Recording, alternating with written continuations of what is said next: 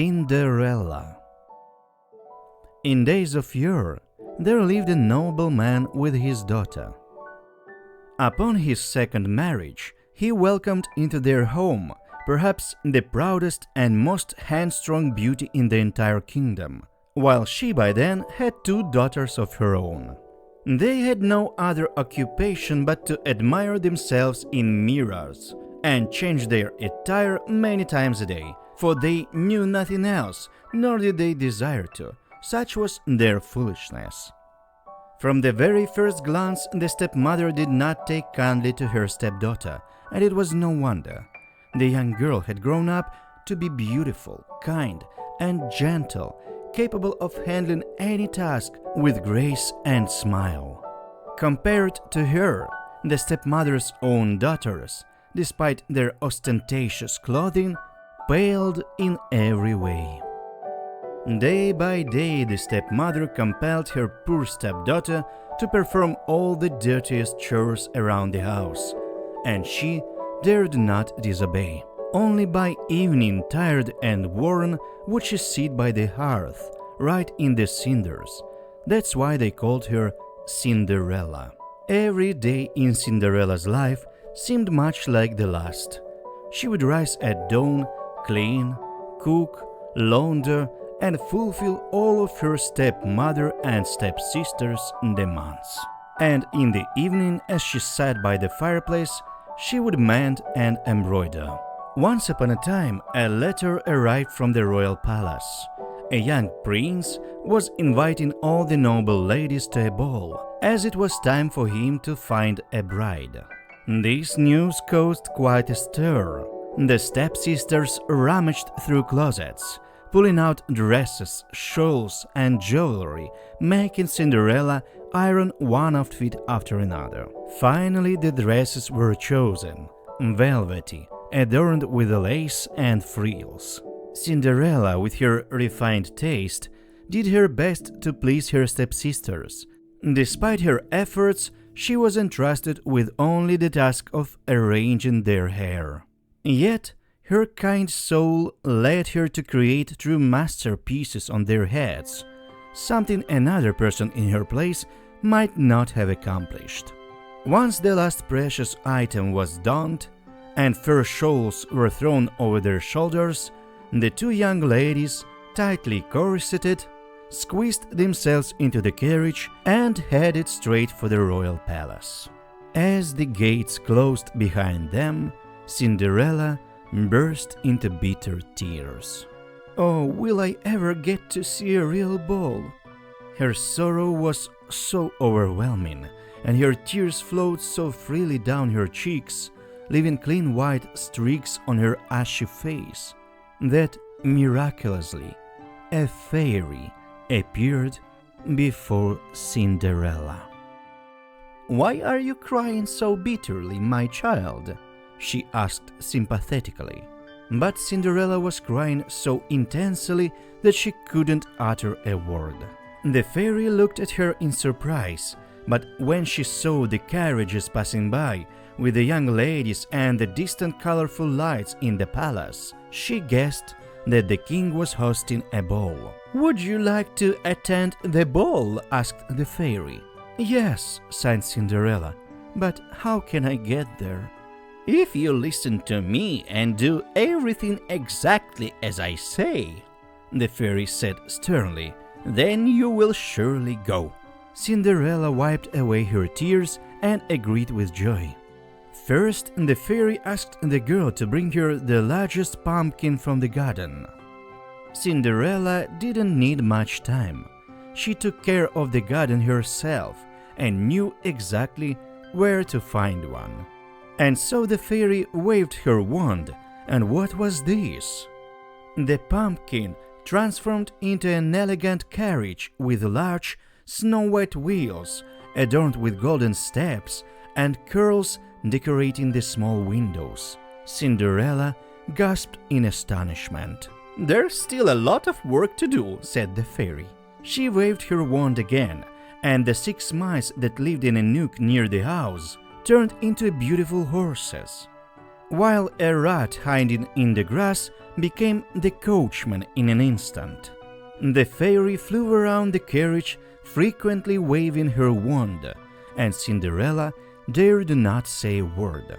And when all the preparations were coming to an end, the fairy approached Cinderella, examined her from head to toe, and with a wave of her magic wand, Cinderella was dressed in a beautiful gown, soft golden locks of hair cascading down to her waist, and on her feet were crystal slippers like nothing anyone had ever seen before.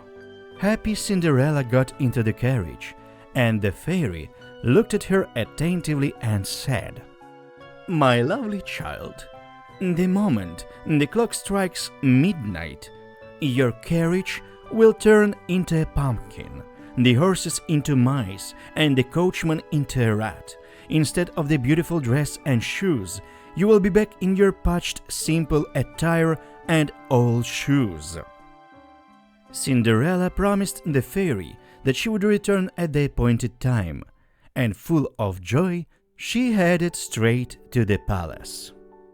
When an unusual carriage arrived at the palace, and an unknown beautiful princess emerged from it, silence fell all around.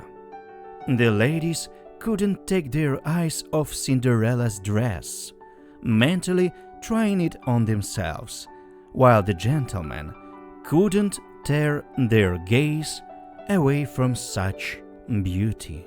The prince, without wasting a minute, offered his hand to Cinderella and led her to the grandest hall in the palace, where music was already playing and exquisite snacks were served. The prince engaged in a conversation with Cinderella, and they talked throughout the evening, while courtly ladies and gentlemen whispered and speculated about the mysterious overseas princess.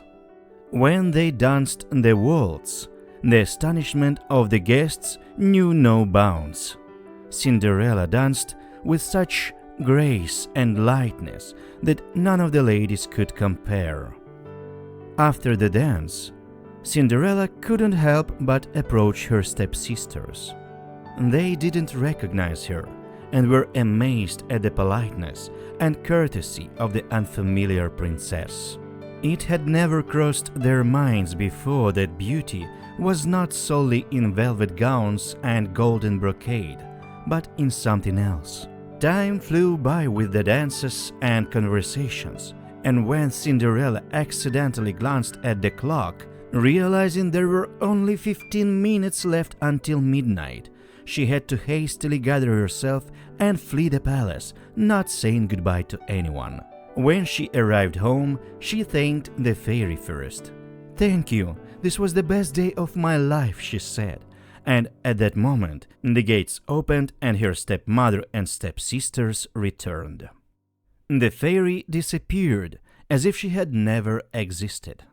"How did the ball go?" Cinderella asked her stepsisters. They started eagerly talking over each other, marveling at the unknown beauty who had captivated all the guests, especially the prince. "How she dances! How gracious she is!" they muttered, not without envy.